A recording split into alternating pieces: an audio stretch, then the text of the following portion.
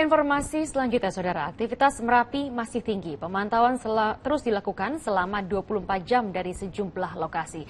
Dan saat ini kita sudah terhubung dengan rekan Rivi Satria Negara di pos pantau Kaliurang di Sleman, Daerah Istimewa Yogyakarta.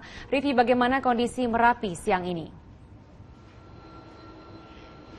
Ya, Cita, berdasarkan pemantauan yang dilakukan di berbagai lokasi, termasuk di lokasi saya berada saat ini di pos pengamatan Kaliurang, memang aktivitas Merapi masih tergolong cukup tinggi dan atas hal itu pengamatan masih terus dilakukan dan dapat kami beri gambaran ini sedikit dari salah satu CCTV di Pasar Bubar yang memang ini adalah CCTV paling dekat dengan Merapi. Jaraknya hanya 500 meter dengan kawah dan ini masih terus dilakukan pemantauan karena memang untuk di titik-titik seperti ini ada beberapa hal juga yang dari visual bisa dilihat, misalnya dari adanya asap putih begitu. Ini ada sendiri arti-artinya kalau kondisinya saat ini berwarna putih dan juga ketinggiannya seberapa. Karena memang ketika aktivitasnya semakin tinggi, ini ada arah untuk berubah warna menjadi lebih ke abu-abu. Dan juga untuk sedikit memberi gambaran kepada Anda aktivitas di ruang monitoring di pos Kaliurang ini bisa dilihat utamanya memang adalah memperhatikan atau melihat bagaimana kondisi dari seismograf dan juga kegempaan yang terjadi di Gunung Merapi, dan dapat diperhatikan pula dari curah hujan yang ada di Gunung Merapi untuk melihat indikasi-indikasi aktivitas vulkanik dari Gunung Merapi. Dan yang memang tidak asing lagi mungkin dalam melihat kondisi kegempaan adalah seismograf.